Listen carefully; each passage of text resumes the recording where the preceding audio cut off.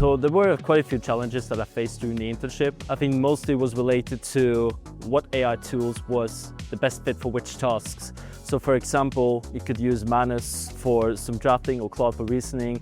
And there was like a lot of different changes. Like I used OpenClaw for quite a while, which worked really well, but then I had lots of issues with memory. So it was all solved through agent training and giving instructions on how to solve that problem.